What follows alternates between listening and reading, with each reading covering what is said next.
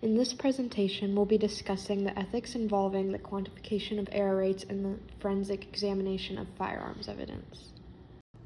The field of forensic science faces many ethical issues. Due to the relation to the law and the way that it can affect the lives of many people, it is important to find solutions to these issues. In firearms evidence, a big concern is the validity of using evidence to testify. This is why quantifying error rates is important. Reporting results can be vague and up for interpretation, so it is important that the field finds a way to put data and numbers together to back the evidence up. Firearms examiners are responsible for analyzing cartridge cases and bullets obtained from crime scenes. When they do this, they observe the tool mark patterns that have been left on the components and compare the unknowns to knowns. To report a result, they have three options: identification, which is positive and confirms that that bullet came from a specific gun or that two bullets match, etc. Inconclusive means that they cannot confirm or deny that the bullet came from the gun or that the bullets match. And elimination means that it's negative and that the bullet did not come from that gun or the bullets do not match each other, or so on. The results are up to interpretation for the examiner. There's no defined rules for how exact the pattern should match and what is considered sufficient agreement. It's only done by looking at the striations and deciding whether or not it looks like the same pattern. The inconclusive result became a problem in the court case United States v. Tibbs. The examiner testified that they found markings on the firearms evidence, but it was inconclusive whether or not it was a good match. The case was taken to the Supreme Court, where the Supreme Court decided that firearms evidence lacked scientific validated principles and that work needed to be done in order to use evidence in court.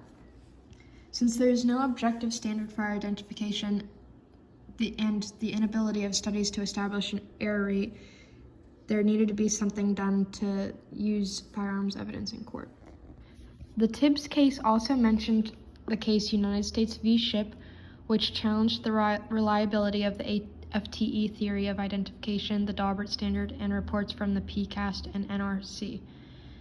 It questioned whether or not experience was a valid foundation for firearms examination and left questions about how to determine whether or not to use evidence from firearms in court. Error rates in firearms evidence can significantly impact society in various ways, particularly in the context of criminal justice and public safety. These types of errors can lead to wrongful convictions or acquittals, undermining the integrity of the legal system. Wrongful convictions not only affect the lives of those wrongfully accused, but also their families who have to deal with the consequences. Additionally, acquittals allows perpetrators to evade justice, posing a continued threat to public safety.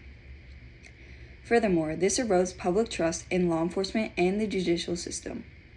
People will begin to question and judge the legitimacy of the court and examiners. When people lose faith in the legal system, crime rates begin to increase and there's less cooperation with law enforcement. These societal implications lead to broader conversations about specific topics like gun control and regulation. High-profile cases involving firearms evidence can influence public perception and policy decisions, leading to debates about the reliability of forensic science and the need for reforms in how evidence is collected, analyzed, and presented in court. This can ultimately shape legislation and the resources allocated to forensic science, impacting crime prevention and community safety initiatives.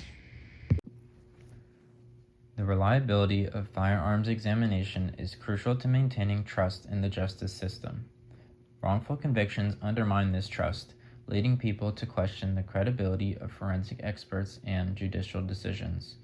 When trust diminishes, individuals may be less willing to cooperate with law enforcement, making crime prevention and resolution more difficult. Quantifying error rates in firearms examination helps ensure forensic methods are scientifically validated, thereby strengthening public confidence in legal outcomes.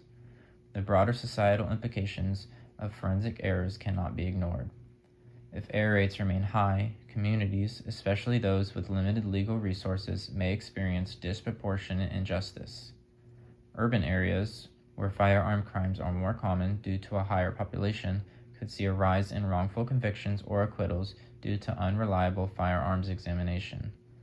Rural communities, while experiencing fewer firearm-related cases due to a lower population, may struggle with law enforcement agencies that lack the resources to conduct thorough forensic analyses.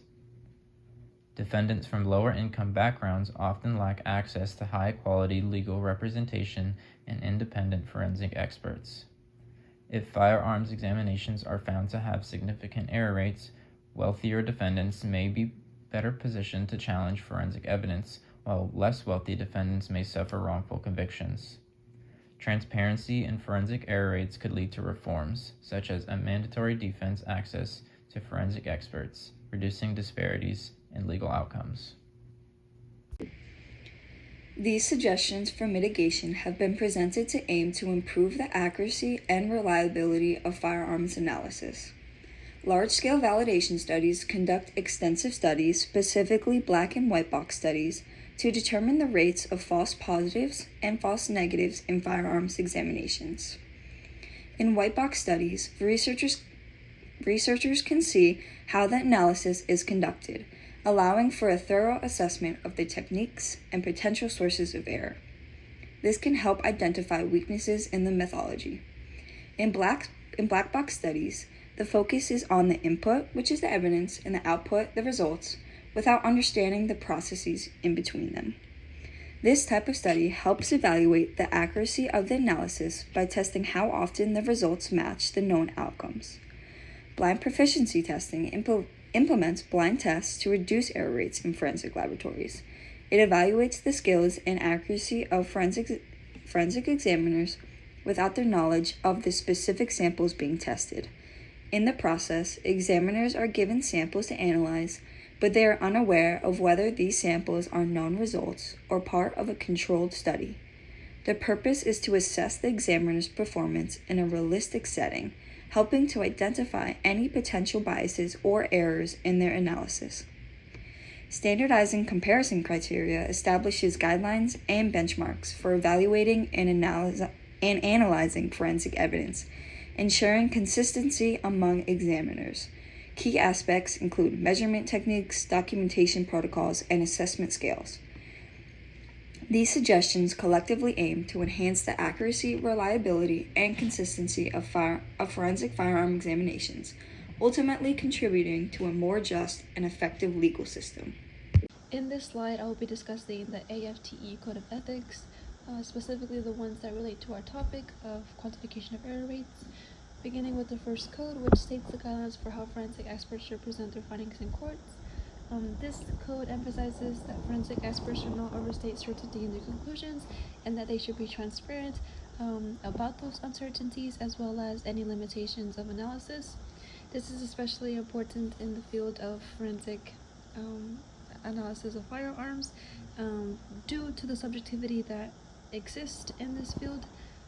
With this code, it ensures that the forensic analyst acknowledge the limitations and therefore give an honest testimony, which will allow the people in the court to determine how reliable the evidence is and how much they want to consider that piece of evidence when determining whether an individual is guilty or innocent. Now, moving on to the second code of ethics. This one states the need for peer review and verification by a second examiner. This is important as there is no standard objective method of identification, meaning that the conclusions that are made are heavily dependent on the examiner's training, skill, and experience, which obviously varies from one examiner to the next. Therefore, having this verification step helps mitigate errors and is an important ethical and quality control measure. Moving on to the third and final AFTE ethical code, we discussed this code states the requirement of the use of a validated and reliable scientific method.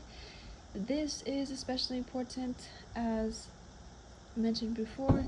There is a lot of subjectivity that exists in the firearms analysis field, and therefore the reliability of it has been questioned as there is not a scientific method or a standard scientific method for identification for this field, and like I said, it's very subjective, and the results or reporting results are up to the interpretation of the examiner. Therefore, it is very important for more research to be done to be able to improve the methods of identifications in order to have a more ethical way of reporting the results. This slide I'll be discussing QA and QC, otherwise known as quality assurance and quality control. To begin, we'll start with quality control, which is more so focused on detecting and correcting errors within the forensic testing process. One of the things that is implemented to ensure quality control is the use of standardized methods. This helps ensure reliability of the method as well as reproducibility, and most importantly, it limits subjective bias. Now, relating this back to our topic, in forensic firearms examination, examiners do have something to refer to that is in a way standardized, and it's called the AFTE theory of identification.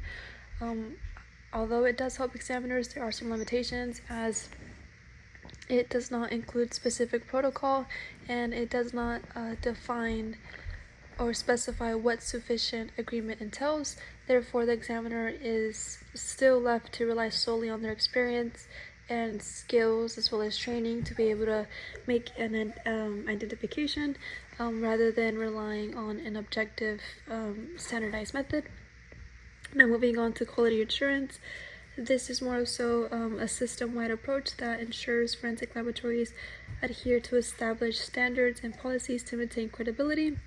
And some of the things that are implemented to ensure quality assurance are testimony reviews as well as competency tests. Examiners are expected to take one internal and one external proficiency test per year, and this is to ensure that these examiners are competent and are providing quality identifications as well as performing quality analysis. And moving on, a second or third thing that is implemented to ensure quality assurance are accreditations and certifications. Specifically for individual examiners, they have to undergo a training program by the AFTE that requires testing and proficiency evaluations. Now, to sum this all up, the QA and QC, all of these are very important, especially when it comes to the ethics in the field of forensic science, especially in the field of firearms examinations.